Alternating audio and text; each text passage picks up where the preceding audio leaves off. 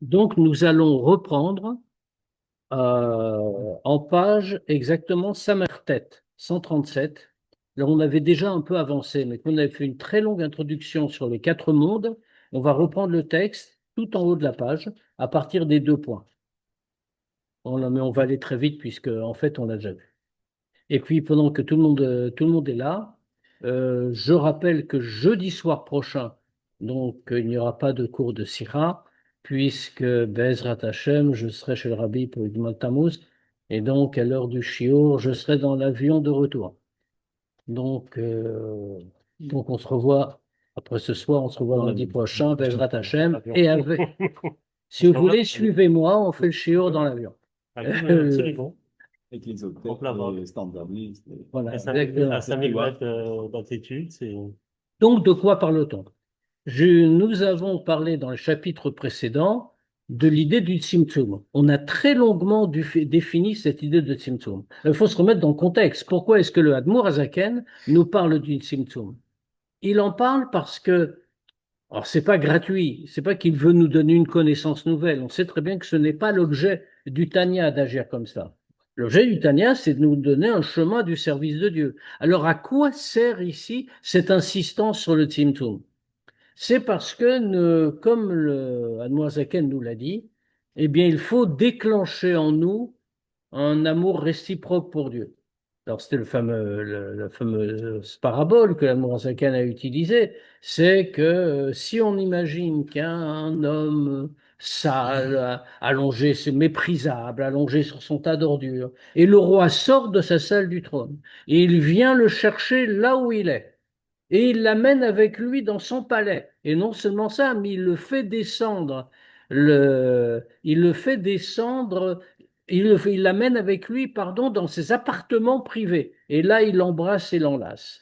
Alors, à ce moment-là, bien entendu, quel que soit cet homme, même s'il est vraiment très bas et grossier et incapable de ressentir quoi que ce soit, automatiquement, devant une telle attitude du roi, il va éprouver de l'amour pour le roi.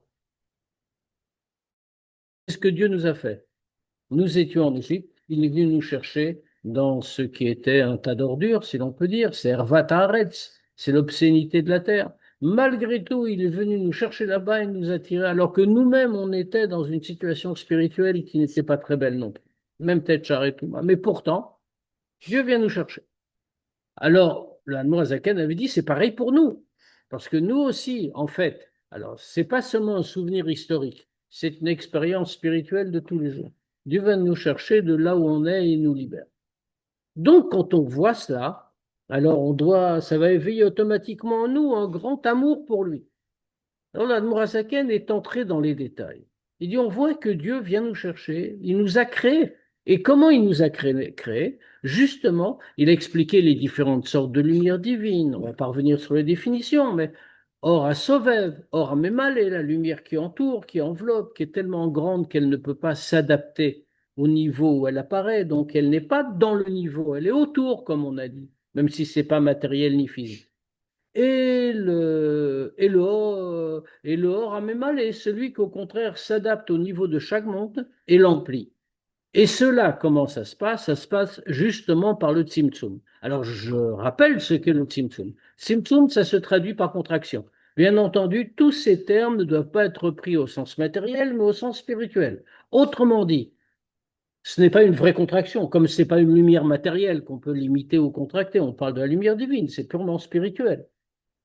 La contraction veut dire que la lumière en question se met au niveau du lieu où elle apparaît pour le créer, de telle façon que ce lieu puisse exister de manière autonome sans se fondre avec la divinité. S'il n'y avait pas le Tzimtzum, s'il n'y avait pas cette construction, cette contraction, le monde ne pourrait pas exister. Alors, donc, ici, on comprend qu'il y a une idée très importante. Et le Hanmourazaken a longuement développé cette idée dans les chapitres précédents. Il dit, qu'est-ce que c'est que le Tzimtzum? C'est l'adaptation de cette lumière au niveau en question. Et donc, Dieu descend, Dieu qui est infini, Dieu qui est même plus qu'infini, qui est au-delà des termes de fini ou d'infini, Dieu vient Et il s'habille à l'intérieur de nos limites pour faire un monde limité pour qu'il puisse exister tel que nous le connaissons. Donc, ici, on nous dit, plusieurs catégories de Tzimtzumim.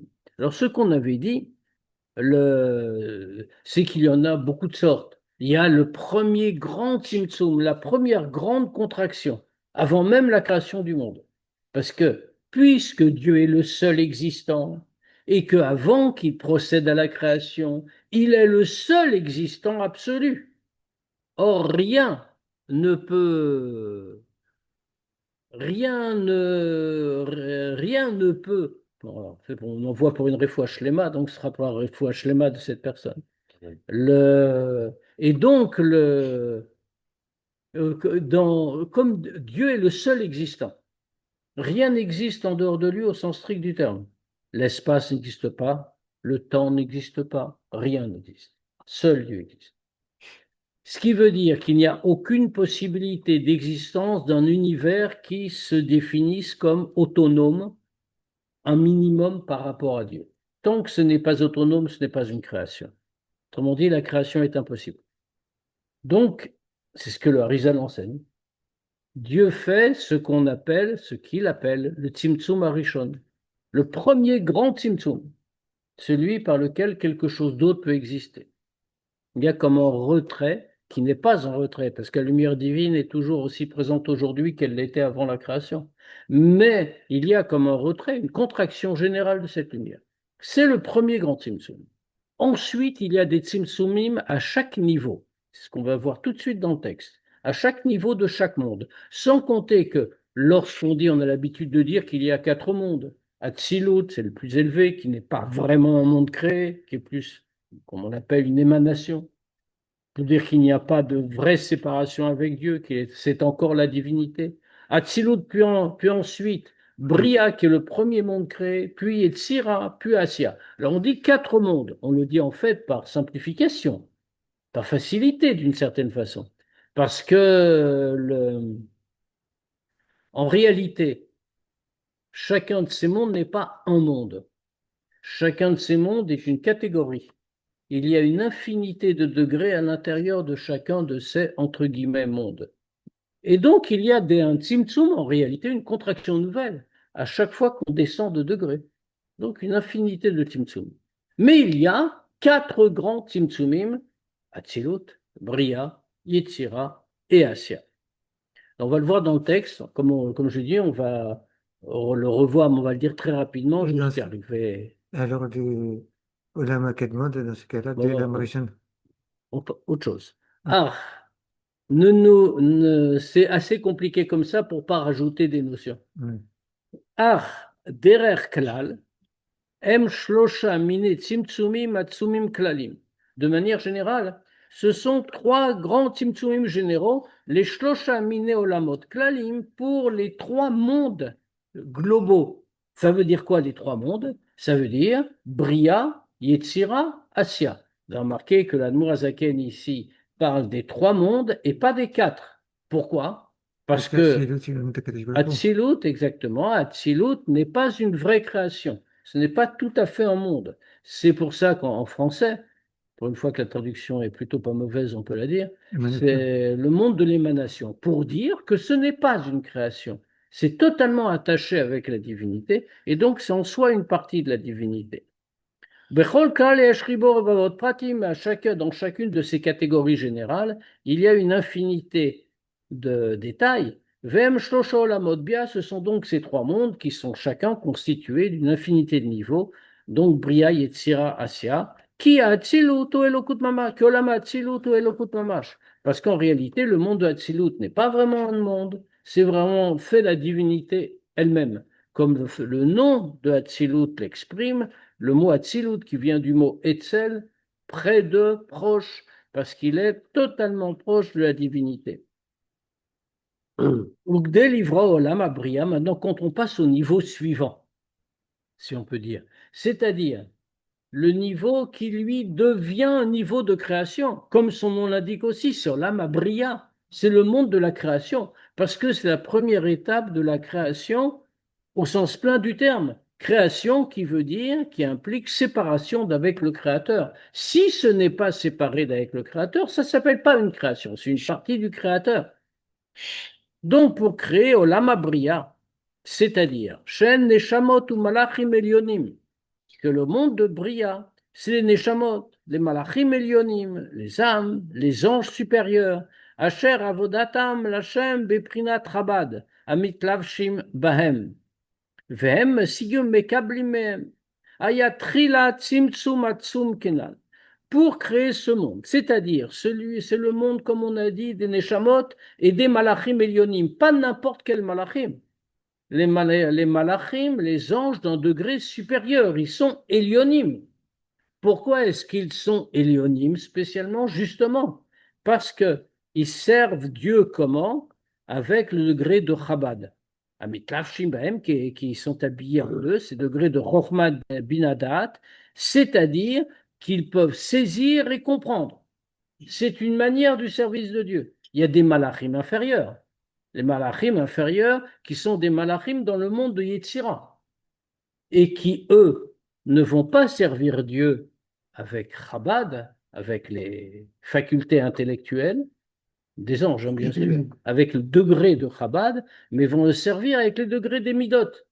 Autrement dit, faites un degré inférieur, parce que Chabad commande aux Midot, c'est supérieur aux Midot. Et donc, déjà. Là, ça veut dire de rester Exactement. jusqu'à Exactement. Nissan. Et ce qui veut dire que donc, pour arriver au degré de Bria, qui est donc le monde des Mouchin, le monde de l'intellect, avec les Shamot, les Malachim supérieurs, etc., il faut d'abord Tzimtzum Atzum Kenal, il faut d'abord un très grand Tzimtzum, comme on a dit. Vechen mi Bria li Yetzira. Et c'est vrai pour les degrés suivants. C'est-à-dire qu'entre chacun de ces mondes, de Atzilut à Bria, puis de Bria à Yetzira, puis de Yetzira à Assia, il y a obligatoirement un très grand Tzimtzum.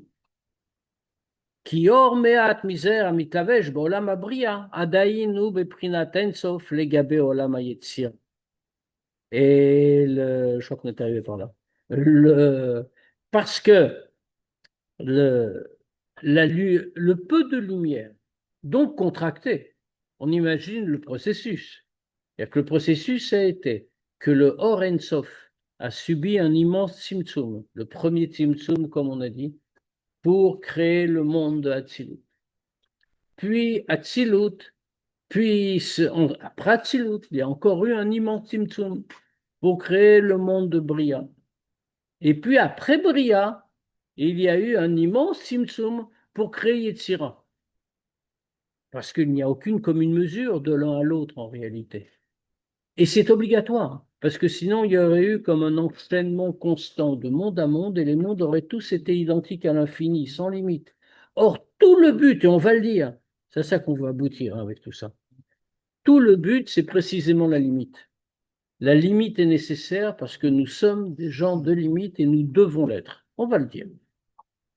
Ça veut dire que tout ce qui passe d'un degré à l'autre, d'un monde à l'autre, c'est un tout petit peu de lumière qui s'habille dans le monde inférieur. Or, ce peu de lumière qui est passé de Hatzilut à Bria, donc très contracté déjà, ce peu de lumière est encore au degré de Ein Sof par rapport au monde de Yetzira, qui est encore beaucoup plus limité, d'où la nécessité d'un grand tzimtzum entre les deux. V'yev shar leitlavesh bo, Elia al-yedé tzimtzum ve'elem. Et il est impossible que cette lumière s'habille dans le monde de Yetzira si ce n'est d'abord en passant par un tzimtzum, par une contraction et un voilement, une dissimulation. Vechen Yetzira le Asya, et bien sûr de la même façon entre Yetzira et Asya, il y a à chaque fois une vraie chute, une vraie descente. Et le peu, même filtré, même contracté, qui passe d'un niveau à l'autre est déjà infini par rapport au monde où ça se trouve. Et donc, dans ce cas-là, il faut obligatoirement qu'il y ait un tzimtzum entre les deux. Un exemple de cache-mute.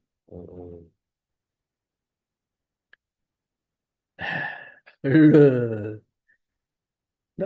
Qu'est-ce que c'est qu'un Tzimtzum en réalité?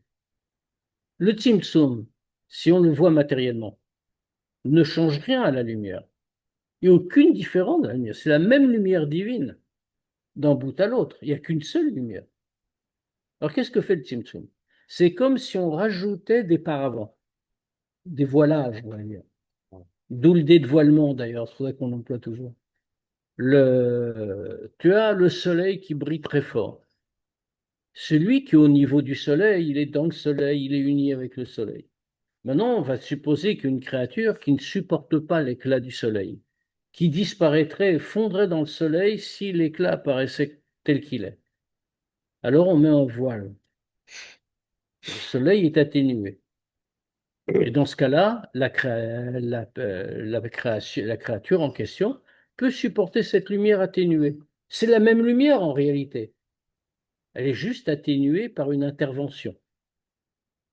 Maintenant, imaginons une créature qui supporte encore moins le soleil. On va ajouter un deuxième voile. Et ainsi de suite. Et moins la créature supportera le soleil, plus on rajoutera des voiles, de telle manière que ça absorbe la lumière, que ça la diminue, et ainsi que la créature puisse en profiter de cette lumière, parce qu'elle en a besoin, mais à sa mesure. C'est exactement ce qu'on est en train de dire, c'est comme ça que fonctionne un Tzimtzum. Et effectivement, c'est important de se souvenir de ça, parce que pas croire que le Tzimtzum a porté atteinte à la lumière elle-même. Qu'est-ce que c'est que cette lumière? C'est la lumière de l'essence de Dieu, qui n'est pas, qui n'est affectée par rien. C'est juste un Tzimtzum. Mais en réalité, elle est présente. Comme on a expliqué déjà auparavant, on avait défini les deux lumières, le Or HaSovev et le Or HaMemaleh. Le Or HaSovev, qu'est-ce que c'est la différence entre les deux, la différence fondamentale? Le Or HaSovev, c'est la lumière qui n'a pas de Tzimtzum, qui est la lumière du Or Ein Sof. Et c'est pour ça qu'on dit qu'elle est enveloppante, elle ne pénètre pas les niveaux, sinon les niveaux en question disparaîtraient. Et le Or HaMemaleh, lui, est adapté à chaque niveau. Est-ce que ça veut dire qu'il n'y a pas de Or HaSovev? Ici, par exemple, Oui. bien sûr qu'il y a un Or HaSovev. Le Or HaSovev, c'est celui qui crée le monde à chaque instant. Alors, comme on ne le voit pas, mais parce que justement, elle est enveloppante. C'est ce qu'on veut dire quand on dit que cette lumière enveloppe, alors qu'elle enveloppe rien du tout en réalité. Elle est présente comme le Or HaMemaleh. Au point même d'ailleurs que le Or HaMemaleh est un produit du Or HaSovev. Mais la lumière est présente, elle n'est pas à notre portée, et elle n'est pas, donc elle ne nous est pas visible pour que nous puissions exister. Mais c'est exactement pareil. Le voile est nécessaire pour notre vie. C'est tout, il ne change rien à la lumière qui est celle de Dieu. Ça veut dire que nous sommes baignés par le Or HaSovev.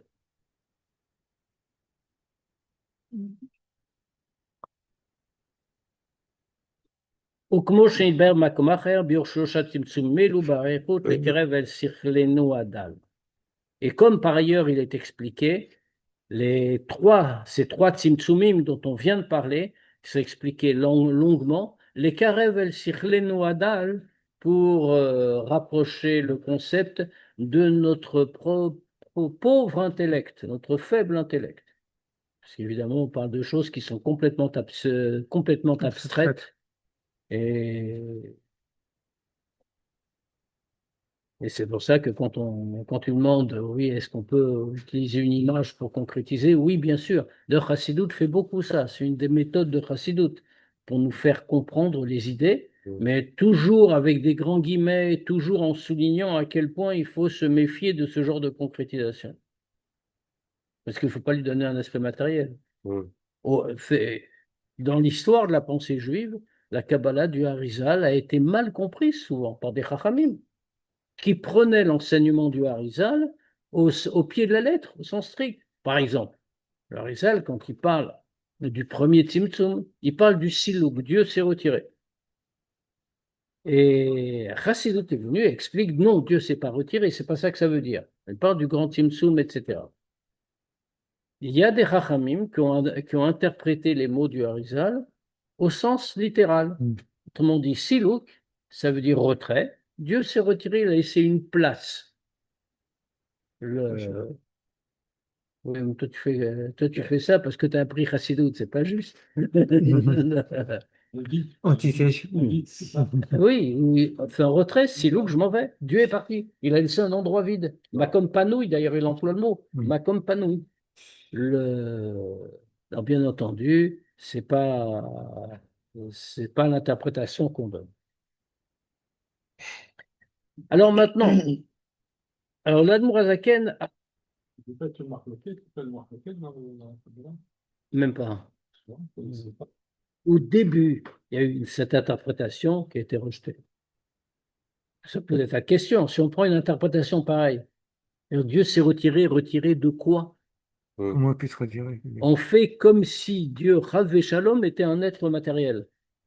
Il s'est retiré de quoi? De l'espace, mais l'espace n'est pas encore créé.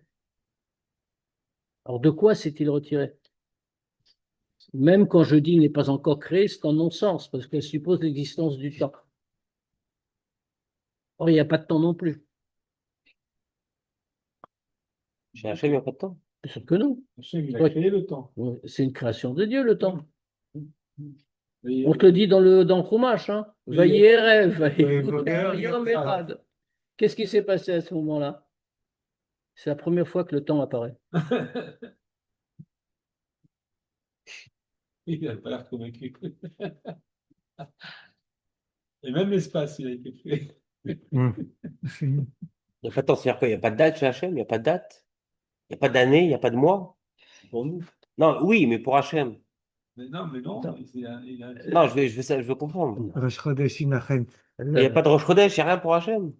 Je ne sais pas comme ça. Chodesh Inachem. Rosh Chodesh. Dans l'univers, dans la création, Ouais. il y a deux grandes dimensions. Il y a l'espace et il y a le temps. De la même manière que l'espace est une création, le temps est une création.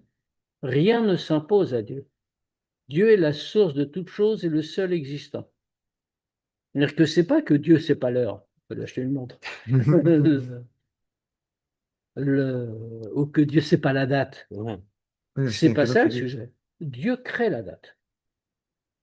Mais avant qu'il la crée, elle n'existe pas. Le déroulement du temps n'existe pas, parce que le temps n'existe pas. Alors bien sûr, c'est très dur à comprendre pour nous, parce que nous, on est des créatures de l'espace et du temps. Ouais. Non, c'est la même réflexion quand tu parles de l'espace. Toi, tu dirais que Dieu n'est pas compris dans un espace. C'est lui qui a créé l'espace. Bah oui, c'est lui qui a créé l'espace. C'est-à-dire qu'avant que Dieu entreprenne la création, il n'y a ni espace ni temps. C'est ce qu'on veut dire quand on dit qu'il est le seul existant. Quand on dit Ein od milvado, ça signifie pas seulement il n'y a pas un autre Dieu, Chas Shalom. Ça signifie il n'y a rien. Même od, ce qui ne désigne pas tout à fait une existence, même la petite chose en plus, là, n'existe pas. Donc, il n'y a effectivement pas de temps. Et à la limite, si on applique les raisonnements qu'on a donnés auparavant à cette question du temps, on dira qu'en réalité, Dieu n'a pas besoin de regarder une montre pour connaître le temps, ni un calendrier pour connaître une date. Il le connaît en se connaissant lui-même, parce qu'il est l'espace et il est le temps, parmi une infinité d'autres choses.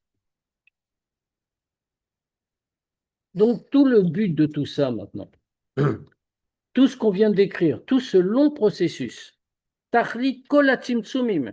Alors, il faut comprendre comment c'est, si on peut dire, une espèce de véritable don de soi, si l'on peut dire que fait Dieu. Pourquoi? Dieu est au-delà du fini, au-delà de l'infini. Et aussi bien Dieu dans le fini que que dans l'infini, enfin dans la limite que au-delà de la limite, eh bien, il descend pourtant au travers de Tzimtzumim, il descend dans le Tzimtzum et pour se mettre à notre portée. Alors, pourquoi se donne-t-il comme ça? Ça veut dire rentrer dans les Tzimtzumim, faire des Tzimtzumim. Ça signifie que Dieu a fait rentrer dans son essence, il a fait rentrer dans une façon limitée. Ouais. Oui, mais bien sûr que c'est son projet, ça va être la réponse. Mais en dehors de ça, ça veut dire nous, on constate ce qui se passe, ce que Dieu a fait. Tout ça pour nous, parce que le projet en question, c'est nous. On fait exactement l'image que le Admour Hazaken a donnée dans la métaphore employée. Le roi qui sort de son palais de toute sa grandeur et qui va chercher le clochard allongé sur son tas d'ordures. Et donc, de la même manière, Dieu sort d'au-delà de la limite, d'au-delà du hors-limite, Pour nous. pour nous. Tachlit kola tzimtzumim. Le but de tous les tzimtzumim, Ugdelivroa guf adam achumri, c'est pour créer le corps de l'homme grossier. Là, vous avez remarqué que le Admour Hazaken n'emploie pas le terme Adam Agashmi, Guf Adam Agashmi, le corps matériel de l'homme, ce qui aurait été plus gentil. Chumri, c'est bien plus que Gashmi. C'est pas seulement matériel, exactement, c'est grossier. Le... Le gouffre en lui-même, il est grossier. Mais oui, regarde dans le récit de la création.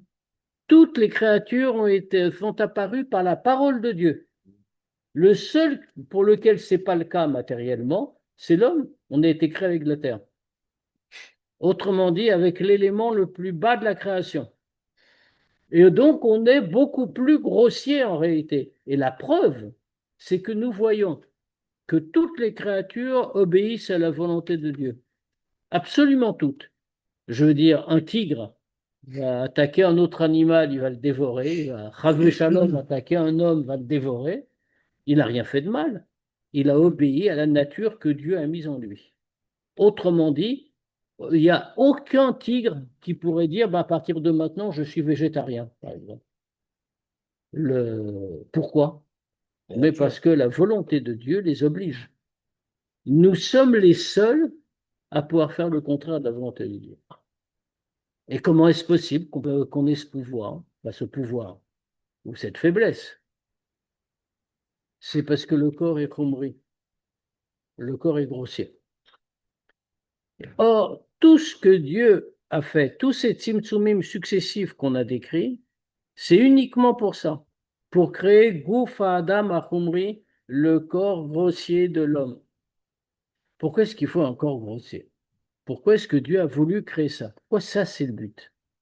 Parce que c'est Ularpia les Sitra Achara, pour parvenir à courber la Sitra Achara. Les autres créatures ne peuvent pas courber la Sitra Achara. Comme on disait à l'instant, je veux dire, on a remarqué que le tigre en question qui va aller tuer d'autres animaux, personne ne va le condamner à mort. Pourtant, c'est un assassin, il a tué d'autres animaux. Mais pourquoi est-ce qu'on ne va pas le condamner à mort? Parce qu'en fait, quand il a tué un autre animal, il n'a pas obéi à la citra rara. Il n'a fait que mettre en œuvre sa nature propre. Il n'y a pas de mal. Ça m'étonne de voir qu'il y a des animaux qui sont condamnés. Quand ils ont attaqué des hommes. Oui, assurer ce qui. Ah, c'est pas sa nature d'attaquer des hommes. Exactement. Waouh. Hmm. Waouh. Bon, on ne parle pas des animaux sauvages, là-bas on parle de taureaux. Assurer ce qui. À l'époque, on utilisait les taureaux. Il n'y avait pas encore de bœufs, je pense. Les bœufs sont des taureaux domestiqués. À l'époque, c'est des animaux dangereux. C'est un animal très fort, avec des grandes cornes pointues. On lui coupait pas les cornes comme on fait au taureau, comme on fait au bœuf. Autrement dit, c'est des animaux qui pouvaient faire du mal. Oui. Et comme la Gemara développe tous ces trucs-là, on les voit dans le Chumash. Shor-Nagar, un taureau en corner. C'est quoi un taureau en corner? C'est quelqu'un qui s'est mis à charger d'autres animaux ou des hommes, et donc qui cause des dommages. On voit, la Gemara elle s'intéresse comment on va indemniser les dommages. Exactement. Des niveaux Absolument. Absolument. Mais ça veut dire, parce que lui, il est sorti de sa voie. Hein. Il est sorti de la voie qui lui avait été tracée, pour telle ou telle raison, mais il est sorti de la voie. En tout cas, nous avons, nous, le pouvoir, l'arpia les citrara. On peut courber la citrara. Véliot, et pourquoi c'est important de courber la citrara? Et on doit prendre le mal et on doit le courber. C'est le travail qui est confié à chaque homme. Et tout le but de la création, c'est uniquement ça. Parvenir à ce que l'homme en bas, et maintenant on comprend pourquoi il doit avoir des tzimtzumim, et pourquoi il doit avoir des limites, et pourquoi on ne voit rien. Parce qu'il faut que l'homme décide de courber la sitra hara. Or, si le monde n'est pas dans des limites, si on voit tout d'un bout à l'autre de la chaîne, dans ce cas-là, il n'y a plus de liberté, il n'y a plus de décision, et donc on ne courbera pas la sitra hara parce que c'est pas nous qui l'aurons fait. Et parce que tout ça, ça a un but. Liot yitron haor min hachosher, pour réaliser la supériorité de la lumière sur l'obscurité. Bon, c'est bien connu l'idée, hein. Et- Fahim, oui, est-ce que c'est le travail du goy aussi de courber? à son niveau, à son niveau. Alors bon, c'est pas aussi clair, mais nous remarquons, on est obligé de dire comme ça aussi, parce que nous remarquons que les goïms ont reçu les Sheva Mitzvot Bnei Noach, les 7 lois des Bnei Noach. Je parle Si, des autres. s'ils n'avaient pas reçu, s'ils n'avaient aucune liberté, ils n'auraient pas reçu de loi à accomplir. On ferait, c'est leur nature. Il y a quelque chose, c'est pas comme les Juifs, bien sûr, et c'est pas à ce degré-là, mais malgré tout, puisqu'un goy, on nous dit même qu'il y a chassidé ou olam, ça veut dire que ceux qui accomplissent un goy, qui accomplit les 7 mitzvot des Bnei Noach, il a une certaine élévation et on l'en récompense après sa mort. Oui. Alors, pas la même chose, pas au même degré, mais malgré tout, le seul fait qu'on dise qu'il y a un enjeu même pour eux et qu'il y a une élévation pour eux, ça veut dire qu'ils réalisent quelque chose. Ils ne réalisent pas au même degré que les Juifs, parce qu'on voit très bien d'ailleurs, les mitzvot des Juifs sont très nombreuses. Les mitzvot qui s'imposent aux goyim ne sont pas d'abord pas aussi nombreuses, et surtout, elles ont toutes la même caractéristique globale, c'est-à-dire qu'elles sont là pour assurer un monde serein, pas voler, pas tuer, un équilibre social général. Autrement dit, le bonheur de tout le monde.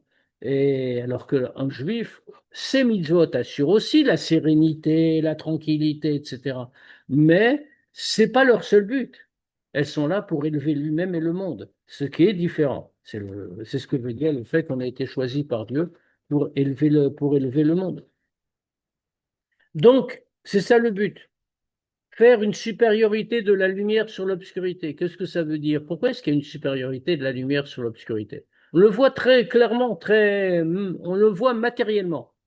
Quand il fait obscur, on voit plus la lumière. Qu'est-ce que ça signifie? C'est quoi l'implication? C'est pas seulement une réalité physique. Ah, il fait sombre, donc la lumière, on la voit. Non, c'est que le fait qu'il fasse sombre a entraîné qu'on voit la lumière davantage. Autrement dit, l'obscurité a ajouté une force à la lumière.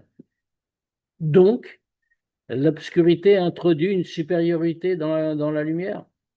Et c'est exactement ce qui nous est demandé.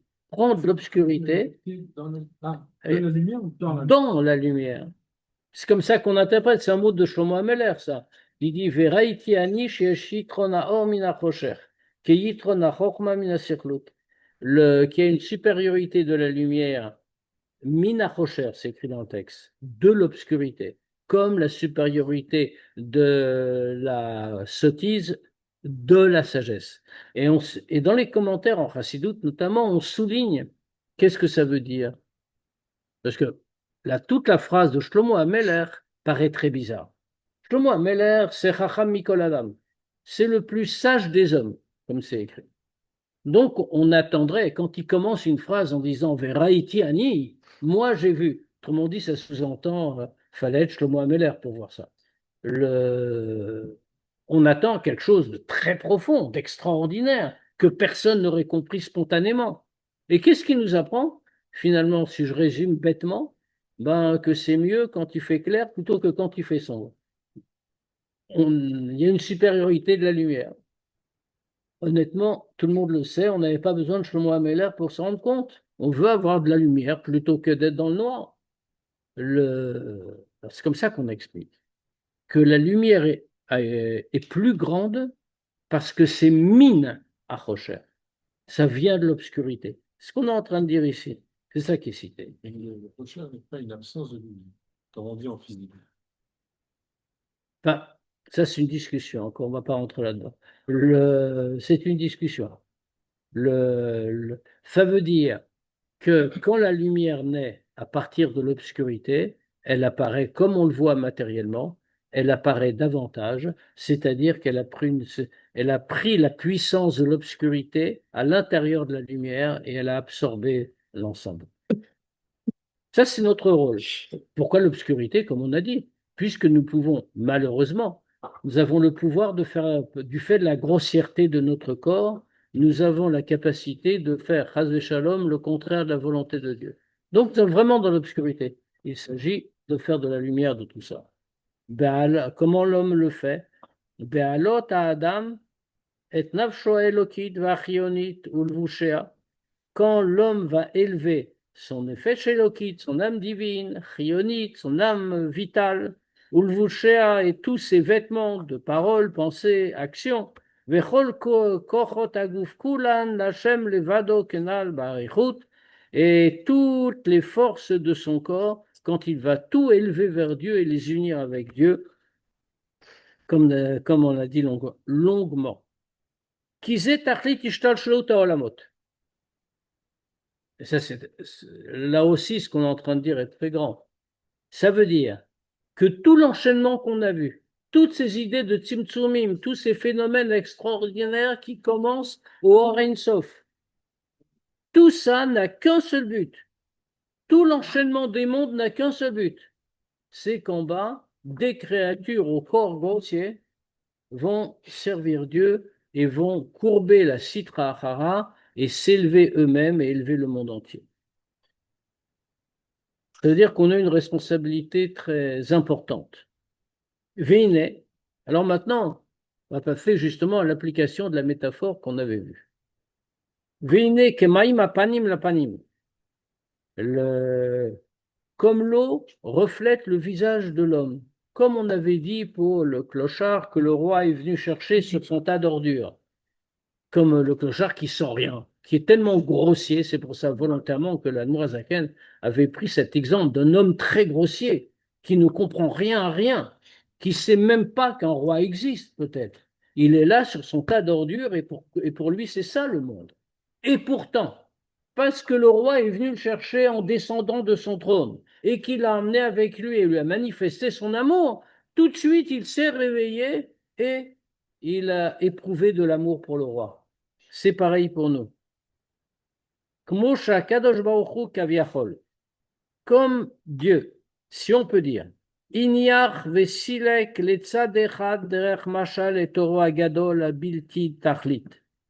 comme Dieu, si on peut dire, a pris et mis de côté le derach mashal, hein. Bien entendu, il n'a rien mis de côté du tout, mais c'est une manière de parler, c'est-à-dire qu'il a dissimulé, il a mis de côté sa grande lumière à Bilti Tachlit, sans aucune limite, Veganzo, Veistiro, Beshlosha Mine Tzimtzumim Shonim. Et il l'a caché, et il l'a masqué dans les trois grands Tzimtzumim qu'on a dit, au niveau de chaque monde. Et tout ça pourquoi? Ve'akol bishvil ahavat ha'adam atarton la'aloto lavaye. Et tout ça n'a qu'une seule raison, non seul but, c'est pour l'amour de l'homme en bas, afin qu'il puisse s'élever vers Dieu. Ou Qui pas, ou pas, ou pas. On n'a pas dit qu'il va s'élever vers Dieu, qu'il puisse s'élever vers Dieu. Le reste, ça dépend de lui. Tout ce que Dieu lui donne, mais si c'était obligatoire, il ne s'élèverait pas. Ce ne serait pas le monde. Pourquoi? Ki ahava docheket abasa. Parce que l'amour repousse la chair. Ah, c'est une histoire, ça. C'est une histoire de la Gemara. Elle est dans Baba Metzia, je crois. Qui avait un jour, il y a deux histoires similaires. L'histoire avec Rabbi Yossé et Rabbi Ishmael, et l'histoire avec Rabbi Elazar et Rabbi Shimon. Ils étaient tous très gros. Alors, la Gemara nous décrit comment ils étaient gros. Ils avaient un très gros ventre au point que quand ils se mettaient face à face, et que en attelage, je sais pas, il y a pas la charrette, peut-être pas, mais en tout cas, les bœufs, le- quand ils se mettaient face à face à se toucher le ventre, donc, eh bien, ça crée un passage qui permettait à un attelage de bœufs de traverser. Ouais. Donc, ils ne Bah, pouvaient pas s'embrasser. Hein? Alors, Ils pouvaient pas s'embrasser. justement, Rabbi Yochanan, non, c'est Rabbi Ishmael et Rabbi Yossé, et Rabbi Shimon et Rabbi Elazar. Et, et quand la Gemara raconte cette histoire, donc un peu, il y avait là-bas, nous dit la Gemara, une matronita, une femme de caractère de l'époque. Matronita, ce qui a donné un matrone en français, donc c'est une Une femme. marocaine. Voilà, quelque chose comme ça. non, non, Oui. oui, Non, mais c'est une femme qui décide. C'est pas. très fort. Marocaine. Très vite, Voilà. D'ailleurs, Marocaine. même en français, matrone, c'est pareil. oui. C'est-à-dire une femme qui décide, une femme qui a des responsabilités. Patronne. Patronne, patronne. Et qu'est-ce qu'elle a décidé? Alors, elle les a vus et elle leur a dit comme ça gentiment, vos enfants ne sont pas de vous. Ah oui. Hein? Comme ça. Elle a dit, vos enfants ne sont pas de vous. Techniquement. Parce que techniquement, ce n'était pas possible. Ah, Ah oui, d'accord. j'ai pas compris. Il n'a pas compris parce que ils apparaissent Alors, comme une femme enceinte avec des Ah, couleurs. d'accord, oui, oui, oui. Non, c'est ça. Alors, c'est quoi là? Ah, il y a non. Elle, J'ai pas compris. parce qu'ils ne pouvaient pas s'approcher de leur femme. Ah, Ouais. bon, ben, d'accord. C'est Ah. technique. Et Ah, ils ont dit vos enfants sont... Ah, oui, d'accord. elle a dit, vos enfants ne sont pas de vous. Rabbi Shimon, quand il entend ça, il est intervenu, il répond à cette matronita, il lui répond, ma femme est encore plus grosse que moi. Et, euh, et la matronita en question lui dit, ben, elle aura plus forte raison, c'est impossible. Ah, Ce sur quoi il lui répond de cette phrase. Ava de Khaket Abassar. Ava doreket abasa. Waouh. Waouh. Et donc, ces enfants sont bien de nous. Waouh. Et le Moazaken reprend cette histoire, en fait, et c'est cette histoire qui fait allusion. De toute façon, cette phrase, elle apparaît que là. Pour dire que Ava de Khaket Abassar. Dieu descend jusque tout en bas, Waouh. Tzimtzumi, malgré son infini, etc., etc., il descend jusqu'en bas par pur amour pour l'homme, même avec la grandeur de sa lumière, avec l'absence de limite de sa lumière, etc., etc. Il descend jusqu'en bas par amour de nous. Donc, dans ce cas-là, on va jusqu'au bas de la page, à la Khat Kama et Kama, à plus forte raison, Bekifle Kiflaim, de façon double et redoublée, les Enketz à l'infini, qui Raoul Adam Gamken. Donc, dans ce cas-là, quelle est la conclusion qu'on doit en tirer? Comme on a dit, application du principe que Maïm apanim alapanim, comme l'eau reflète le visage de l'homme, cet amour-là que Dieu a montré pour nous, un amour immense de Ava Docheket Tabassa, on doit l'éprouver en retour pour lui. Donc, dans ce cas-là, l'homme, il peut aussi, la niar vela azov kol asherlo, de laisser de côté, comme Dieu a fait. Il a laissé de côté sa lumière, si on peut dire. Laisser de côté, tout abandonner, tout ce qu'il a. Minefesh al bassar, dans tous les domaines, de l'âme et de la chair, ou la fkirakol et renoncer à tout, bishvil et dafkabo yidbarer, pour s'unir avec Dieu, veka, hashika, vechafitza, avec une fusion, un désir, une volonté, velo yeshum monea mi bayit ou mi bachutz. Et rien ne l'en empêchera, ni de l'intérieur, ni de l'extérieur. Logo velo nefesh, aucun corps, aucune âme, velo mammon, velo isha ou banim, et pas ni l'argent, ni la femme ou les enfants. Il peut laisser tout de côté pour s'unir à Dieu. Passer outre. Ah oui, l'homme, oui, Passer l'homme. outre les lois spirituelles. Exactement, passer outre tout. Il n'y a rien qui peut le retenir. Si l'amour se réveille au degré que Dieu a eu, qu'est-ce que Dieu a eu? Il a mis de côté sa lumière, juste pour descendre jusqu'à nous. Et il nous a manifesté cet amour.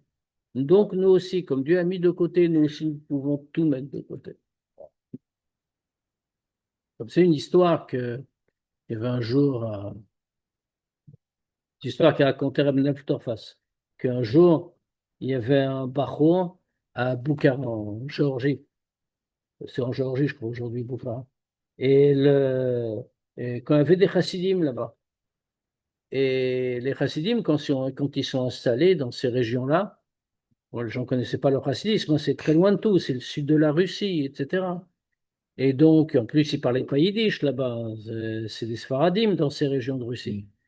Et, et donc, les chassidim ont commencé à venir, quand ils sont installés là-bas, alors ils ont commencé à donner des shiurim, etc. Il y avait là-bas un bacho de Bukhara qui est venu écouter les shiurim. Alors, beaucoup venaient écouter, bien sûr. Et lui, ça l'a beaucoup touché. Petit à petit, ça l'a touché. Il venait, c'était quelqu'un qui il travaillait déjà. Et il avait même bien réussi dans le commerce. Et il était déjà riche. Bon, il n'avait pas étudié ni quoi que ce soit, parce que là-bas, de toute façon, dans ces régions-là, il n'y avait pas de yeshivot, il n'y avait pas tous ces trucs-là. Donc, on travaillait en vérité.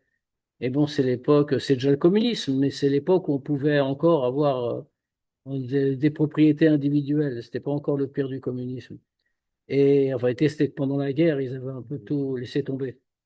Et donc, il vient comme ça. Et petit à petit, il se rapproche, il se rapproche.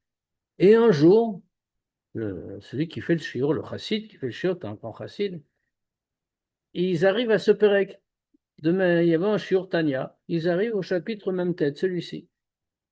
Et là, il entend ces mots-là qu'on vient de dire, que comme Dieu a fait, alors nous aussi on peut faire, on peut tout laisser, tout abandonner, quoi que ce soit, la femme, les enfants, l'argent, tout pour s'attacher à Dieu, pour se lier à lui. Le réseau pilote. Quand il a entendu ça, ça l'a beaucoup touché. Il a réfléchi à rien, il a tout laissé, mais littéralement, le lendemain il est parti. Il n'était pas marié, hein, mais il avait des affaires, il avait de l'argent, c'était quelqu'un qui était très bien. Et il a tout laissé, tout abandonné. Il est parti, il a été à Lubavitch, chez le Rabbi Rachab. Et, et quand il arrive là-bas, il a commencé à se rapprocher. Alors il y avait un petit problème. Il n'avait jamais étudié de sa vie. Et pourquoi il a voulu aller là-bas? Il voulait rentrer à Tom Retmim, à l'Yeshiva. Et il n'avait jamais étudié. Il n'avait pas été de salaire, il n'y avait rien. Ces institutions-là n'existaient pas dans ces régions. Il n'avait jamais étudié. En plus, à Tom Mimim, tous les shiurim étaient en yiddish. Donc, il ne comprenait pas un mot. Mais ça l'avait tellement touché, s'est mis, il est resté. Et il a fini par trouver une chavruta qui a voulu étudier avec lui, ce qui était compliqué, et qui a accepté d'étudier avec lui et de recommencer à partir de zéro, et aussi en même temps de lui apprendre le yiddish pour qu'il puisse entendre les shiurim en réalité. Il venait au Farbringen du Rabbi, au Rachab, et comme c'est raconté qu'il se mettait tout le temps juste devant le Rabbi Rachab.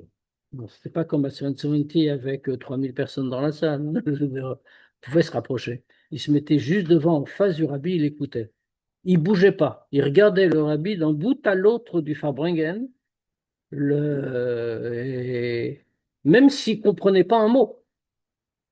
Et il comprenait pas un mot. Il restait comme ça. Petit à petit, il a commencé à comprendre, à tel point que, à l'époque, ce que le rabbi disait dans les Farmogan, il développait les mamarim qui sont dans l'année Samarvav. C'est cette année-là. Et c'est ce qu'on étudiait à les yeshivas. Les mamarim de cette année-là sont des mamarim extrêmement difficiles. Très difficiles et qui parlent que de sujets très profonds dans ce style-là. Timtoumi, enfin, des choses très spirituelles. Et à la fin, il est devenu quelqu'un qui comprenait. Il comprenait les Farungen, il comprenait les Mamarim, il étudiait avec tout le monde, etc. Au bout de 2, 3 ans, il restait comme ça. Et après, il est rentré en Yechidut chez le Rabbi. Et parce qu'il a dit, bon, ça faisait 2 ans déjà, il avait beaucoup progressé. Il était devenu vraiment un chassid, ça veut dire. Et quelqu'un qui avait des connaissances, etc. Et donc, il a demandé au Rabbi s'il pouvait rentrer chez lui. Alors, le Rabbi lui a dit oui. qui rentre chez lui et qui rentre se marier. Il commençait déjà à être un peu âgé. Et qui rentre, qu'il aille se marier. Et il a rajouté quelque chose au rabbi. Il a dit, je voudrais aussi offrir une bracha pour redevenir riche. Et le rabbi donnait une bracha. Et l'histoire raconte qu'après ça, il est rentré chez lui à Boukhara. Et il avait complètement changé, bien sûr. Et il a trouvé une jeune fille, il s'est marié. Et non seulement ça, mais au bout de peu de temps, il est redevenu très riche. Il a été quelqu'un de très important dans sa communauté. Ça veut dire c'est l'histoire de quelqu'un qui entend un mot comme ça du Tanya et qui ressent l'amour pour Dieu au niveau où il faut le ressentir. Et dans ce cas-là, qui est effectivement prêt, pas seulement en théorie, mais de manière très claire, de tout laisser pour pouvoir s'approcher de Dieu. On va s'arrêter là pour ce soir. Ben, je rappelle donc qu'il n'y a pas de cours jeudi prochain. Je suis chez le Rabbi. Donc, je ne donnerai pas mon jour de Sikha, mais on se voit lundi prochain, bien sûr. Et si... Non, je vous emmène avec moi. Ah, ça dépend quand il faut. Ah bah, donc, on fait ça. Non, Ça c'est dépend pas. des risques. Ah bah, donc, On on les fait voit pas les ça. choses. Donc. Bien entendu, on peut poser des questions s'il y en a avant de se séparer. C'est quoi, Abba de Rekel Bassar, l'amour rend aveugle? Non, ça repousse, comme son nom l'indique, ça repousse la chair. Le monde matériel ne tient pas devant l'amour. Ils n'arrivaient pas à se toucher, mais l'amour a tout enlevé. L'histoire, là, Hein? Et la même chose pour Dieu. Il s'est mis de côté parce qu'il nous aime et pour pouvoir nous créer. Qui t'a créé un gouffre Khoumouri? Voilà. Extra. Bien, Shavua Tov à tous, et puis je penserai à tout le monde de chez Rabbi, certainement. Bezrat Hashem. Bon Voyage, Rav. Bon voyage. Merci. Rosh Chodesh Tov et des bonnes nouvelles chez tout le monde. Amen. Amen.